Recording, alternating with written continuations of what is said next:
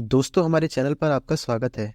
पृथ्वी पर जिसने भी जन्म लिया है उसे एक ना एक दिन यहाँ से जाना ही है।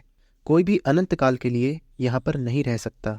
अपने जीवन काल को पूरा करने के बाद हर किसी को वापस लौटना है, क्योंकि मृत्यु भी शाश्वत सत्य है और इसे हम चाहकर भी नहीं बदल सकते। लोग कहते हैं कि कोई भी इंसान अमर नहीं हो सकता, क्योंकि ये शरीर अस्थायी है और इसे आखिर में मिट्टी में ही मिलना है। परंतु दोस्तों, ये बात सनातन धर्म के 7 चिरंजीवियों के ऊपर लागू नहीं होती।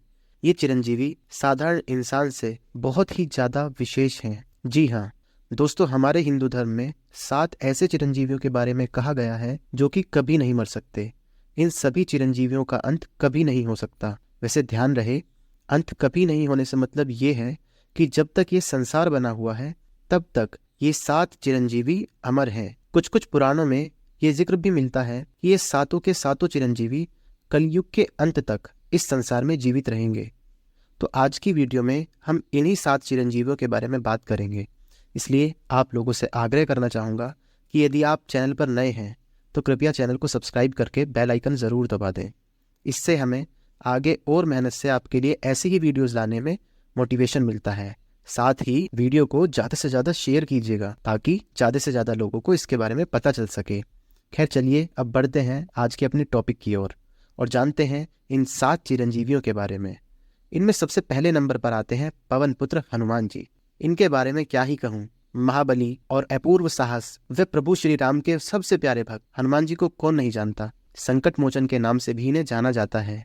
हनुमान जी हिंदू धर्म के एक चिरंजीवी हैं। उनको प्रभु श्री रामचंद्र की करुणा प्राप्त है। उनकी श्रद्धा और निष्ठा को देखते हुए भगवान राम ने उन्हें कई सारे वरदान दिए हैं। हनुमान जी को हमेशा अनंत ऊर्जा का स्रोत भी माना जाता है, इसलिए अक्सर उन्हें वीरता और ताकत का भी प्रतीक माना गया है। दोस्तों, क्या आप भी हनुमान जी के भक्त हैं? तो कमेंट में जरूर बताइएगा। वैसे अमरत्व का वरदान उन्हें माता सीता ने दिया था। जब प्रभु हनुमान लंका में सीता माता को प्रभु श्री राम का संदेश सुनाते हैं तो उसी वक्त माता सीता हनुमान जी के अपने प्रभु के प्रति भक्तिभाव को देखकर प्रसन्न हो जाती हैं और उन्हें उसी वक्त वरदान देती हैं कि वो कभी भी बूढ़े नहीं होंगे और न ही कभी उनका अंत हो सकेगा। इसलिए वो चिरकाल के लिए इस पृथ्वी पर ही रहेंगे और प्रभु श्री राम के आशीर्वाद से लोगों के कष्टों को दूर करते रहेंगे। हनुमान जी के बाद नंबर 2 पर आते हैं महर्षि व्यास जी। प्राचीन सनातन धर्म के इतिहास में कई ऋषि और महर्षियों का उल्लेख मिलता है। पुराने समय में इनके द्वारा ही ग्रंथ और पुराणों का निर्माण होता था, जिसको कि आज हम बड़े आसानी से पढ़ पा रहे हैं। इसलिए इनकी भूमिका हिंदू धर्म में बहुत ही ज्यादा है। वैसे महर्षि व्यास का नाम आप सभी ने सुना होगा। महर्षि व्यास ने ही महाभारत की रचना की थी। उन्होंने ही इस ग्रंथ के जरिए लोगों के अंदर पांडित्य और बुद्धिमत्ता की अलख जगाई थी। उनके ग्रंथ से इंसानों की पीढ़ियों दर पीढ़ी विवेक और सत्य के ज्ञान का प्रचार हो पाया। उनकी धर्म की स्थापना में जो भूमिका है उसकी परिकल्पना करना हमारी सोच से भी परे है। उनके इसी महान कार्य के लिए वो त्रेता युग से द्वापर युग तथा कलयुग के प्रारंभिक अवस्था को देखने में सक्षम हो पाए। वो महर्षि वशिष्ठ के पोते थे। उनको आज भी उनके कृतित्व के लिए लोग याद रखते हैं। कहा जाता है कि महर्षि व्यास आज भी जीवित हैं। इसके बाद आते हैं परशुराम जी। हिंदू धर्म के 7 चिरंजीवियों में परशुराम जी भी आते हैं। इनके बारे में मुझे लगता है कि आप सभी लोगों को पता होगा। देवों के देव महादेव से उन्हें वरदान के रूप में एक दिव्य परशु मिला था, जो कि एक अलौकिक तथा बलशाली अस्त्र था। परशुराम जी के परशु के सामने शायद ही कोई दूसरा अस्त्र असरदार हो पाता।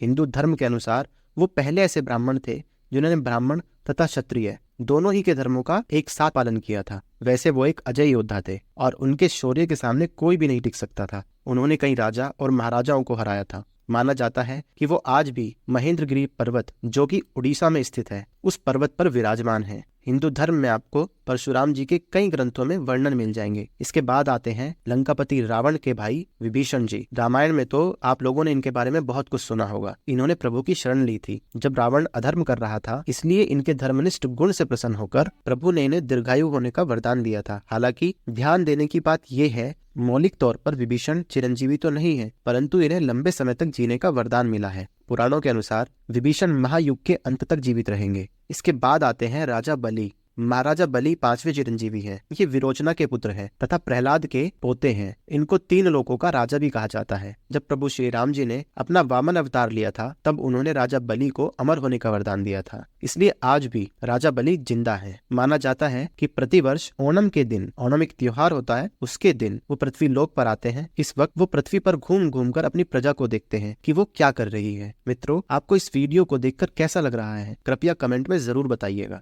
इसके बाद नंबर आता है गुरु द्रोणाचार्य के पुत्र अश्वत्थामा का। महाभारत में आपने इस योद्धा के बारे में जरूर सुना होगा। वो गुरु द्रोण के पुत्र तथा एक महान योद्धा थे। अश्वत्थामा को गुरु द्रोण ने कड़ी तपस्या के बाद महादेव से पाया था, इसलिए अश्वत्थामा को महादेव से काफी शक्ति प्राप्त थी। वो 11 रुद्र अवतारों में से भी एक थे। माना जाता है कि कृपाचार्य और अश्वत्थामा ही ऐसे 2 योद्धा थे जो कुरु वंश की तरफ से महाभारत के अंत होने तक जीवित रहे। हालांकि अश्वत्थामा अमर है, परंतु भगवान कृष्ण के श्राप के चलते उनके मस्तक के ऊपर एक ऐसा घाव भी है जो अनंत काल तक ठीक नहीं होगा और उससे निरंतर रक्त बहता रहेगा। अब इनके बाद आते हैं गुरु कृपाचार्य। गुरु कृपाचार्य कौरवों की ओर से लड़ने वाले एक महान योद्धा थे। उनकी बहन कृपी का गुरु द्रोणाचार्य के साथ विवाह हुआ था, इसलिए वो अश्वत्थामा के मामा लगे। माना जाता है कि वो दोनों ही कुरु और पांडु वंश के कुलगुरु थे। उन्होंने दोनों ही कुरु तथा पांडु वंश के राजकुमारों को शिक्षा प्रदान की थी। कहा जाता है कि वो एक बहुत ही असाधारण गुरु थे। उनके सामने सब एक समान थे। उन्होंने दोनों ही वंशों के राजकुमार को कई विद्याओं का ज्ञान दिया था। हालांकि कुछ परिस्थितियों के चलते उन्हें कौरवों की ओर से युद्ध करना पड़ा, लेकिन कहा जाता है कि कृपाचार्य भी आज तक जीवित हैं। तो दोस्तों, आपको ये वीडियो देखकर कैसा लगा, कृपया कमेंट में जरूर बताइएगा। और अगर आप चैनल पर नए हैं तो कृपया चैनल को सब्सक्राइब करें, वीडियो को ज्यादा से ज्यादा शेयर करें ताकि नई वीडियोस लाने के लिए हमें मोटिवेशन मिलता रहे। और आप किस विषय पर वीडियोस चाहते हैं कृपया कमेंट में जरूर बताइएगा। तब तक के लिए बहुत बहुत धन्यवाद।